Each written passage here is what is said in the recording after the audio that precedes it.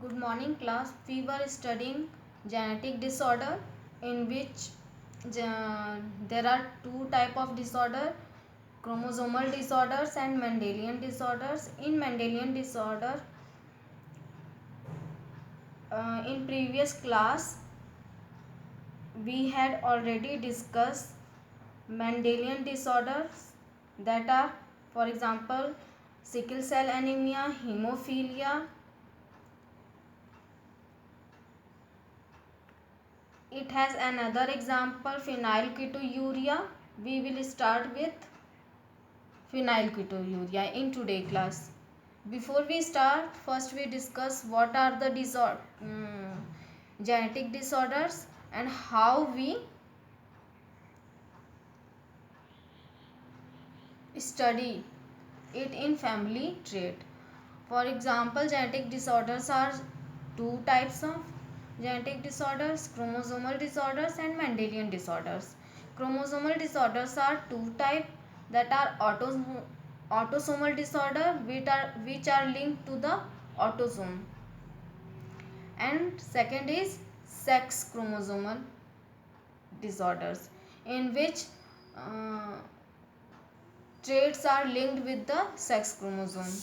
These autosomal disorders are Down syndrome, and sex chromosomal disorders are Turner syndrome and Klinefelter syndrome.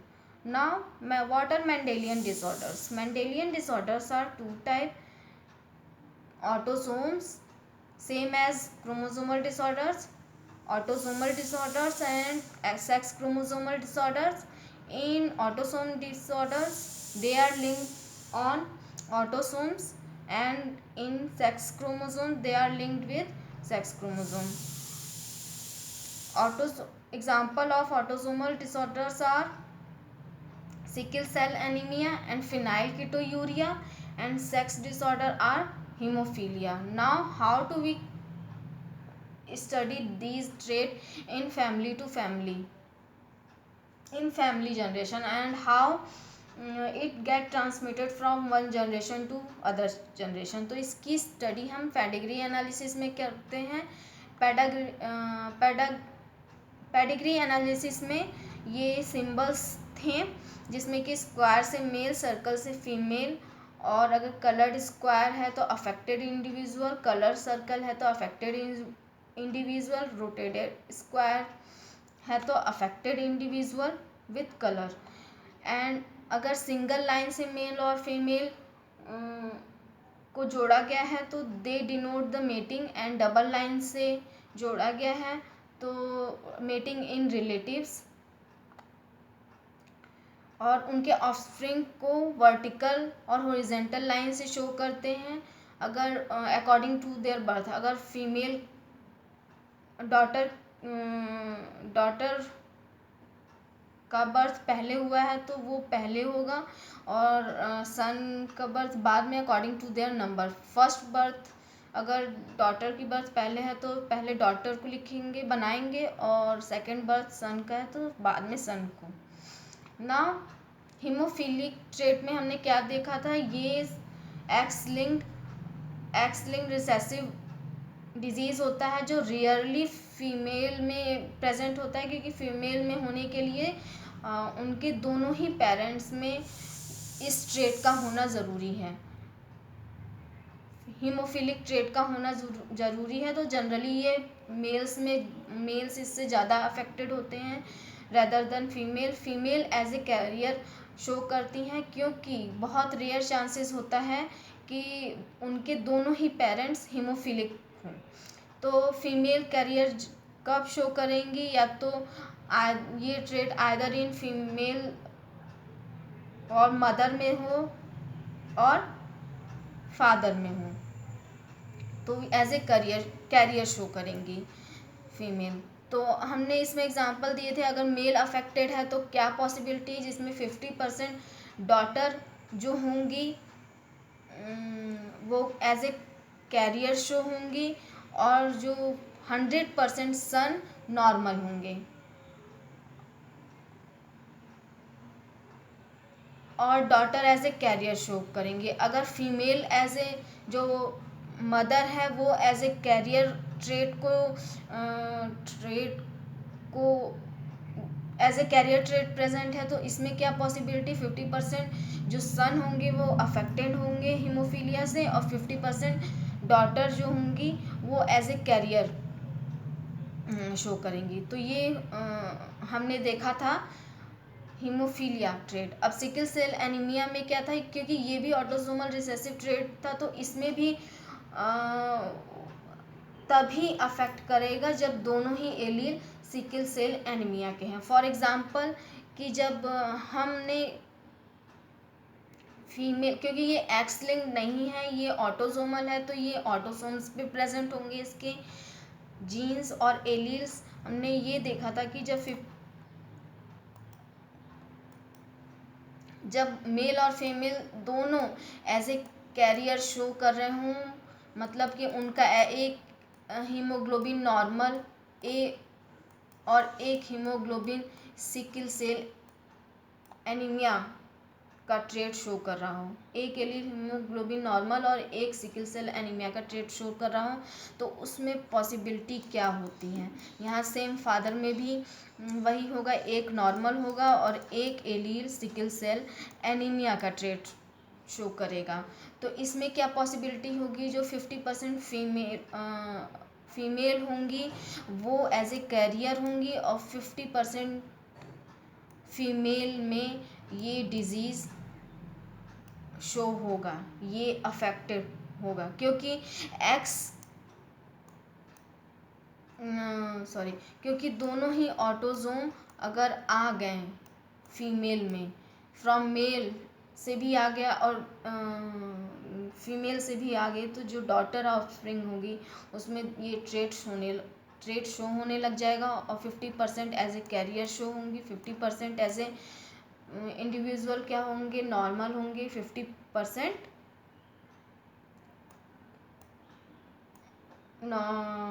50 sorry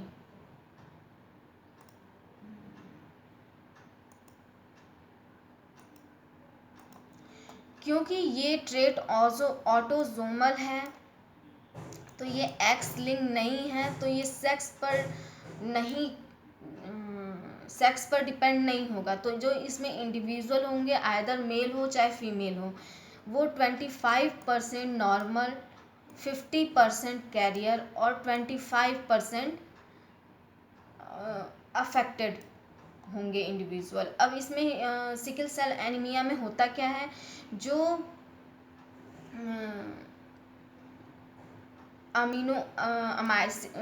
जो amino acid glutamine code कर रहा था, या जो glutamine amino acid code हो रहा था mRNA से, उसके बजाय वैलिन कोड होने लग जाता है, जिससे आरबीसी की शेप चेंज हो जाती है और सिकल लाइक शेप हो जाती है। और उसमें क्या होता है कि वो प्रॉपर फ्लो नहीं हो पाता है आरबीसी का ब्लड वेसल्स में, वो कोएगुलेट करना स्टार्ट कर देते हैं। तो ये प्रीवियस क्लास का कंटेंट था हमारा, जिसमें हमने सिकल सेल एनीमिया, हीमोफीलिया के ट्रेट देख लिए थे। नाउ अदर इज फिनाइल कीटोयूरिया, ये भी मेंडेलियन डिसऑर्डर है पर ऑटोसोमल रिसेसिव है। अब ये भी ऑटोसोमल रिसेसिव है, तो इसमें हम देखते हैं कि जो अगर मेल पार्टनर भी एज ए कैरियर शो हो रहा है और फीमेल पार्टनर भी एज ए कैरियर शो कर रही है ट्रेट को, तो इसमें पॉसिबिलिटी क्या होती है, जो मेल होते हैं जो भी 50% इंडिविजुअल होंगे, क्योंकि ये ऑटोसोमल है तो यहाँ सेक्स की बात नहीं होगी। जो 50% इंडिविजुअल है वो एज ए कैरियर शो करेंगे ट्रेट को, 25% अफेक्टेड होंगे फिनाइल कीटोयूरिया से और 25% नॉर्मल होंगे। तो इस ट्रेट में होता क्या है, इस ट्रेट में फिनाइल कीटोयूरिया इसलिए से कहा जाता है कि जब भी जो अफेक्टेड इंडिविजुअल होता है, इसमें फेनाइल एलिनीन का टायरोसिन में कन्वर्जन नहीं हो पाता है। तो जितनी भी फेनिल एलानिन है, ये इसका एक्यूमुलेशन ब्रेन में होने लग जाता है, यूरिन में होने लग जाता है, जिससे ब्रेन में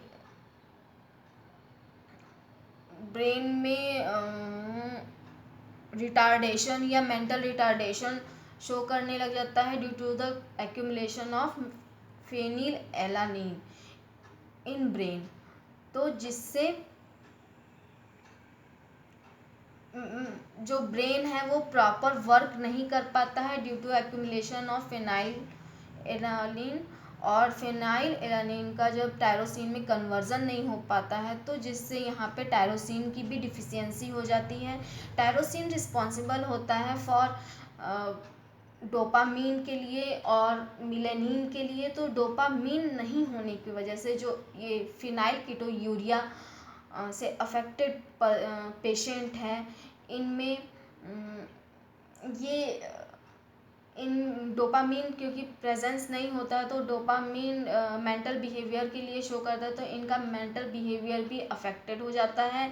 ये सम टाइम ये अपने एक्सप्रेशन को शो नहीं कर पाते हैं, चाहे वो दुख वाला एक्सप्रेशन हो चाहे खुशी वाला एक्सप्रेशन हो, वो अपने एक्सप्रेशन को शो भी नहीं कर पाते हैं, और इनमें मेंटल रिटार्डेशन भी हो जाती है, और यूरिन से भी फेनाइल एलानिन का सिक्रीशन होने लग जाता है या एक्सक्रीशन होने लग जाता है। और क्योंकि प्रॉपर किडनी एब्जॉर्ब नहीं कर पाती है, उतने लार्ज अमाउंट के फेनाइल एलानिन को एब्जॉर्ब नहीं कर पाती हैं, यहाँ पे क्या होता है कि टायरोसिन की भी कमी हो जाती है, ज़्यादा एक्यूमुलेट होने लग जाते हैं, तो किडनी भी डिसफंक्शन होने के चांसेस ज़्यादा हो जाते हैं। यहाँ पे जो भी अफेक्टेड इंडिविजुअल है। तो ये फेनाइल कीटोयूरिया होता कैसे हैं? अब जैसे कि ये ऑटोसोमल रिसेसिव ट्रेट है, इसमें प्रॉपर फेनिलएलानिन का मेटाबॉलिज्म नहीं हो पाता है, ये इनबॉर्न एरर है, जैसे जन्म के साथ ही बच्चे में होता है। इसमें अगर हम देखते हैं कि क्रॉस होता है, तो जो ट्रेट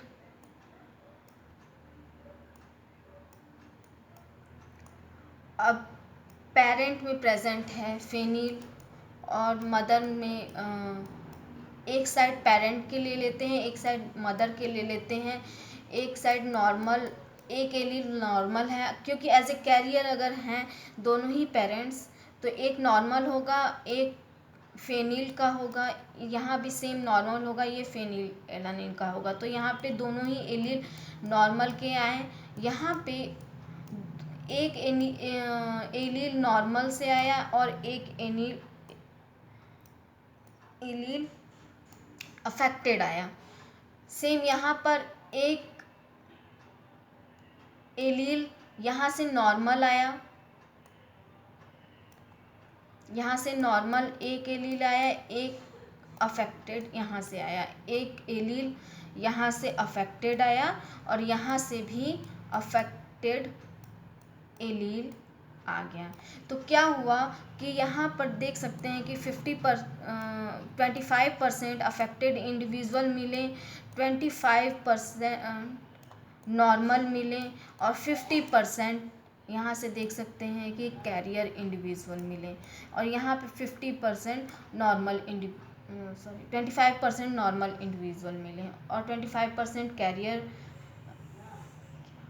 25% मतलब 25% ये 25% ये, तो पूरे हो गए 50% कैरियर इंडिविजुअल मिले, और 25% अफेक्टेड इंडिविजुअल मिले।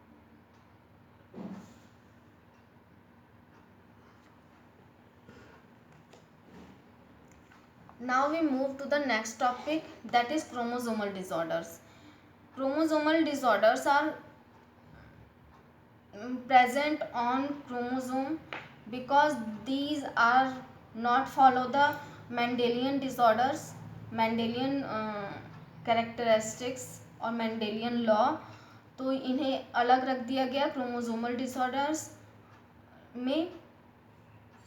तो इसमें होता क्या है कि एक्सेस या एब्सेंस या एबनॉर्मल अरेंजमेंट ऑफ क्रोमोसोम हो जाता है। फॉर एग्जांपल एन्यूप्लॉइडी और पॉलीप्लॉइडी, इसमें दो होते हैं। एन्यूप्लॉइडी जिसमें एक क्रोमोसोम का या तो एक क्रोमोसोम का एडिशन होगा या डिलीशन होगा, और पॉलीप्लॉइडी जिसमें एक से ज़्यादा क्रोमोसोम का एडिशन होगा या डिलीशन होगा। तो एन्यूप्लॉइडी के एग्जांपल थे down syndrome, Klinefelter syndrome and Turner syndrome. Now we move to the Down syndrome. What is Down syndrome? Actually ये ट्राइसोमी होती है। ट्राइसोमी इसलिए कहा जाता है क्योंकि 21 क्रोमोसोम पर यहाँ पर एक एडिशन हो जाता है क्रोमोसोम का, जिसकी वजह से यहाँ पर जो पेयर में क्रोमोसोम रहते हैं, मतलब कि 2 क्रोमोसोम रहते हैं, यहाँ पर 3 क्रोमोसोम आ जाते हैं, इसीलिए इसको ट्राइसोमी कहा जाता है। ये एक जेनेटिक डिसऑर्डर है। इस डिसऑर्डर को सबसे पहले लैंडन डाउन ने दिया था इन 1866 में। तो इसलिए इनके नाम के अकॉर्डिंग है, साइंटिस्ट के नाम के अकॉर्डिंग इसका नाम भी रख दिया गया डाउन सिंड्रोम। इसमें जो अफेक्टेड इंडिविजुअल है इसकी हाइट शॉर्ट होती है, राउंड हेड होता है विथ फरोड टंग, माउथ आधा ओपन होता है, मतलब पार्शली ओपन माउथ प्रेजेंट होता है, और जो पाम होता है, हथेली होती है, ये ब्रॉड होती है, गद्दे जैसी होती है, स्पंजी होती है, और जो हाथ पे जो क्राइसिस होती है, क्रीजेस होते हैं, जो रेखाएं होती हैं, वो बहुत ज़्यादा प्रेजेंट होती हैं। और ऐसे इंडिविजुअल को देखा गया है कि ये इंडिविजुअल मेंटल रिटार्डेड रहते हैं। तो इनमें जो कैरेक्टरिस्टिक थे वो क्या थे? ये एबनॉर्मल ईयर्स थे, इनके आइज़ में वाइट स्पॉट कलर था, वाइट स्पॉट कलर था, नोज थी वो फ्लैटेंड थी, फेस भी फ्लैट था, नोज फ्लैट और फेस फ्लैटेंड मतलब चपटा आगे से, मतलब फीचर एकदम स्ट्रेट था फेस का। इनके अंदर देखा है इंटेस्टाइनल ब्लॉकेज भी देखा गया, जो क्राइसिस थी वो भी बहुत ज़्यादा थी इनके हाथ में क्रीजेस, और फिंगर शॉर्ट थे और पाम ब्रॉड था। इनके टोज वाइट थे और बिग थी, और हेड बर्थ के टाइम स्मॉल रहता था जनरली, और राउंड शेप बट फ्लैट।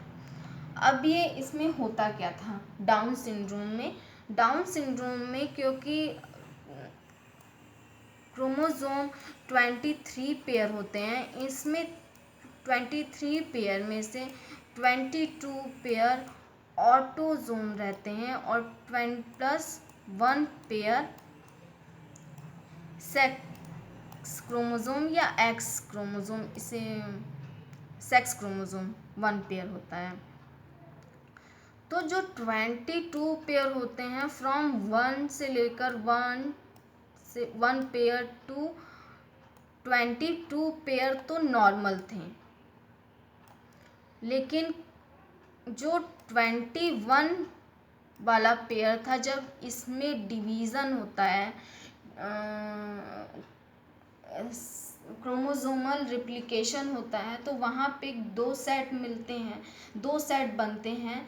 तो जब इसका सेट बनता है, जैसे ये क्रोमोसोम है, इसका सेट बन रहा है, तो 21 वाले क्रोमोसोम में क्या होता है कि पूरा होल सेट चला जाता है, प्लस 1 क्रोमोसोम डुप्लीकेट हो जाता है।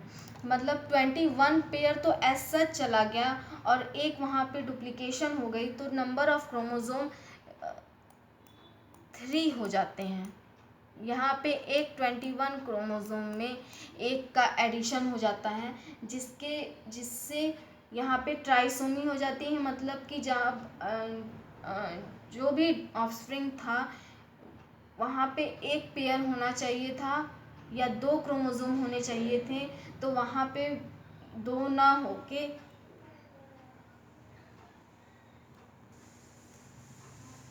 2 क्रोमोसोम ना होके यहाँ पे 3 क्रोमोसोम हो जाते हैं, तो जिसकी वजह से इसे ट्राइसोमी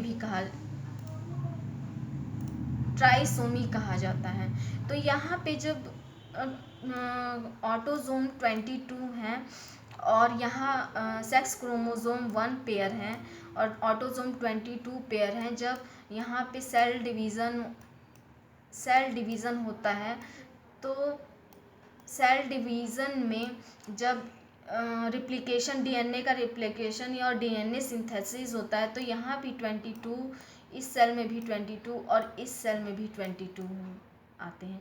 लेकिन एबनॉर्मलिटी कब आती है? जब ये 22 पेयर में डिवीज़न के थ्रू डिवीज़न जब होता है, तो एक सेल में तो नॉर्मल आ जाता है 22 पेयर, और एक सेल में 21वां पेयर पूरा सेट चलाता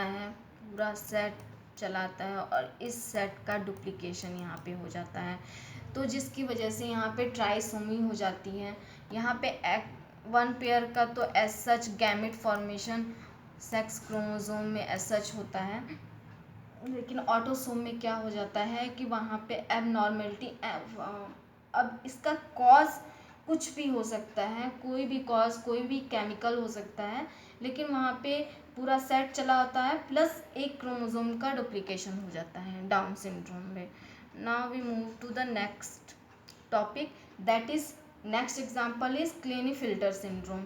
ये सेक्स रिलेटेड डिसऑर्डर है, क्योंकि एक्स क्रोमोसोम से रिलेटेड ये डिसऑर्डर है। ये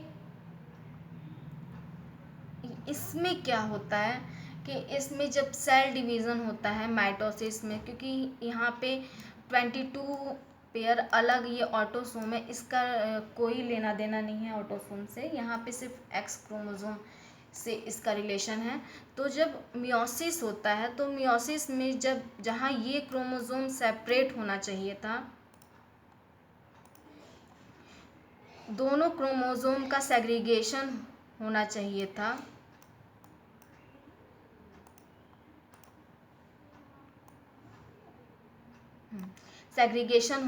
था, यहाँ पे भी एक एक्स क्रोमोसोम आना चाहिए था, लेकिन ऐसा नहीं होता है। यहाँ मियोसिस डिवीज़न के टाइम ये दोनों ही क्रोमोसोम एक ही सेल में चले आते हैं और एक सेल ब्लैंक हो जाता है, एक सेल टोटली ब्लैंक हो जाता है यहाँ पे। तो और एक सेल में दोनों ही क्रोमोसोम आते हैं। जब मियोसिस 2 होता है, सेकेंड मियोसिस होता है, तो क्या होता है कि यहाँ पे जब क्योंकि गैमेट्स का फॉर्मेशन आप सभी जानते हैं कि गैमेट में n नंबर ऑफ क्रोमोसोम होते हैं, 2n नहीं होते हैं, सिर्फ एक एक्स। अगर एग बन रहा है तो वहाँ पे भी एक्स दोनों ही एग में एक एक्स रहेगा क्रोमोसोम का नंबर। तो यहाँ पे जब मियोसिस फर्स्ट में ही दोनों क्रोमोसोम आ गए एक ही सेल में, तो जब यहाँ मियोसिस 2 में जब दोबारा डीएनए की सिंथेसिस होता है और सेल डिवीज़न होता है, तो दो क्रोमोसोम दोनों सेल में आ जाता है। अब ये क्योंकि एग है, क्योंकि एक्स क्रोमोसोम फीमेल में होते हैं, दोनों एक्स क्रोमोसोम फीमेल में होते हैं, तो जो एग बन रहा है ये फीमेल में बन रहा है। अब जो मेल से आ रहा है, क्योंकि मेल में 2 टाइप के सेक्स क्रोमोसोम प्रेजेंट होता है, एक एक्स और एक वाई। यहाँ पे एक एक्स है और दूसरा वाई है। तो जब इसका फ्यूज़न इस गैमेट का फ्यूज़न, स्पर्म का फ्यूज़न इस 2 एग्स कंटेनिंग एग्स से होता है, स्पर्म का फ्यूज़न एग से होता है, तो रिज़ल्ट में क्या आता है, जो डबल एक्स वाई इंडिविजुअल आ जाता है।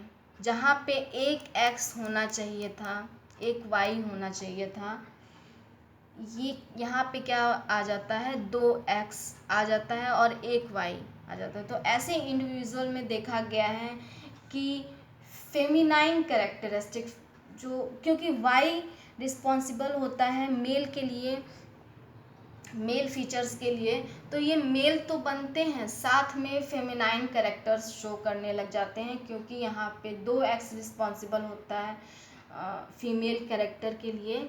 तो यहाँ पे 2 एक्स के प्रेजेंट में जो फेमिनाइन कैरेक्टरिस्टिक्स क्या हो जाता है, आधे कैरेक्टरिस्टिक्स मेल के रहते हैं, जैसे कि टॉल स्ट्रेचर मेल के कैरेक्टरिस्टिक्स हैं, और क्योंकि 2 एक्स आ जाता है जिसकी वजह से जो क्लेनीफिल्टर सिंड्रोम से जो भी अफेक्टेड इंडिविजुअल हैं, इसमें ब्रेस्ट का डेवलपमेंट होता है, जिसे गाइनोमेस्टिया कहते हैं, गाइनोमेस्टिया बोलते हैं। सेक्सुअल एबनॉर्मेलिटीज़ आ जाती है, मतलब कि ये जो इंडिविजुअल होते हैं स्टेराइल हो जाते हैं, क्योंकि इनमें दोनों का डेवलप हो जाता है, मतलब फेमिनाइन कैरेक्टर भी आ जाता है, मैस्कुलिन कैरेक्टर भी आ जाता है। तो दोनों कैरेक्टर जब दिखाई देने लग जाते हैं तो ये एबनॉर्मेलिटी, सेक्सुअल एबनॉर्मेलिटी इनमें आ जाती है, मतलब कि ये स्टेराइल हो जाते हैं, इनमें ब्रेस्ट डेवलपमेंट हो जाता है इनमें, जिससे इन्हें एग्जांपल है गायनिकोमेस्टिया, इसे गायनिकोमेस्टिया बोलते हैं जब ब्रेस्ट का इसमें डेवलपमेंट हो जाता है। अब सेकंड पॉसिबिलिटी क्या है, ये तो पॉसिबिलिटी था कि मियोसिस फर्स्ट में अगर दोनों ही एक्स क्रोमोसोम, मियोसिस फर्स्ट में इसमें एक एक्स न जाके ये दोनों ही एक्स इसमें एक ही सेल में चले आते हैं, तो फर्दर जब डिवीज़न होता है मियोसिस 2 तो 2 एक्स चले आते हैं। तो दूसरी पॉसिबिलिटी क्या है, पहले मियोसिस फर्स्ट में तो डिवीज़न नॉर्मल था, दोनों ही सेल में एक एक एक्स गए, लेकिन जब सेकेंड मियोसिस डिवीज़न हुआ तो उसमें क्या देखा गया कि ये सेकेंड में नहीं जा पाया, दूसरे सेल में नहीं जा पाया, यहाँ पे सेकेंड मियोसिस में एक ही सेल में दोनों क्रोमोसोम आ गए।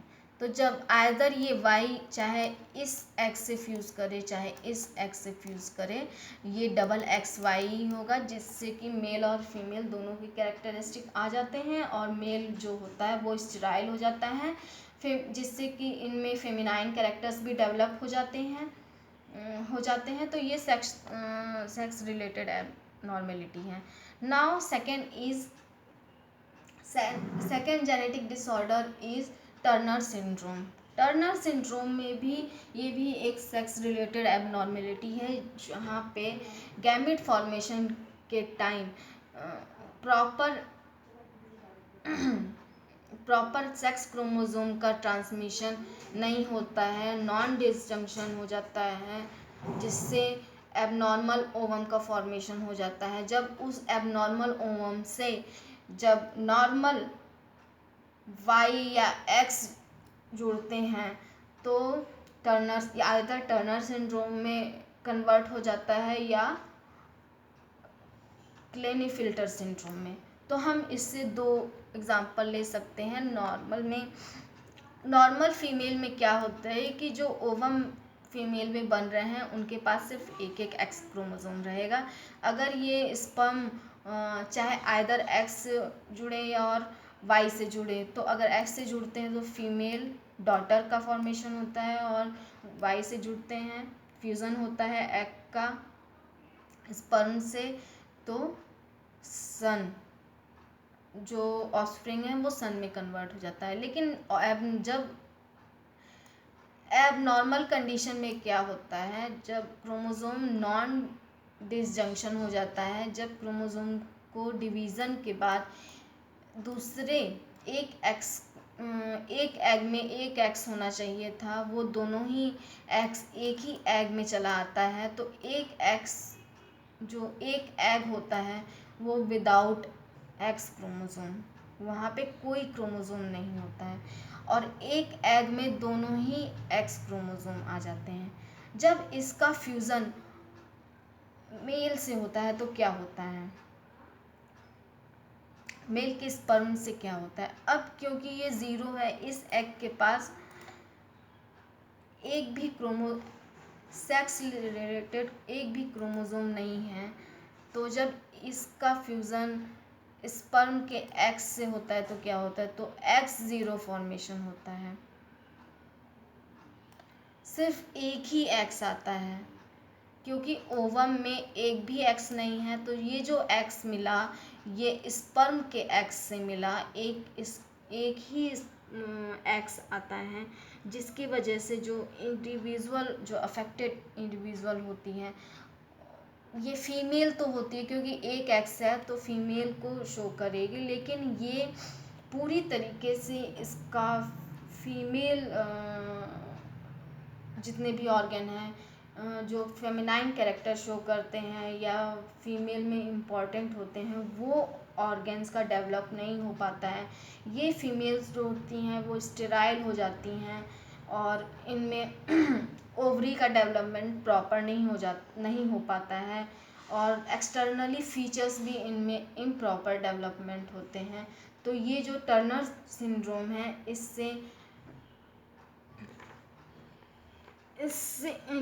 क्या होता है कि जो ओवरी प्रॉपर डेवलपमेंट नहीं होता है, सेक्सुअल कैरेक्टर्स प्रॉपर नहीं डेवलप होते हैं सिर्फ एक एक्स की प्रेजेंस में, तो ये पूरी फीमेल में चेंज नहीं हो पाती है।